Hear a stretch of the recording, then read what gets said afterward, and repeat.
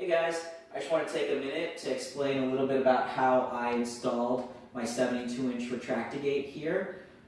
We actually have a 74-inch gap, so Retract-A-Gate was very helpful in figuring out how we could use their spacers to close that extra 2 inches.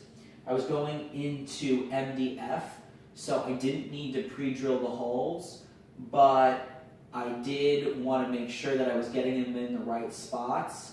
So the first thing I did was I put the bracket up against the wall, put the screw in about leveled it out, put the screw in about 1/4 of an inch, and then backed it out, put the spacers behind, and then was able to put the bracket in nice and level. I repeated that 3 times for the remaining brackets, and then all I had to do was pop my Retract-A-Gate in like so. Open it up, flip the lock, and I have a nice Retract-A-Gate that's going to protect my little one. Thank you very much, Retract-A-Gate.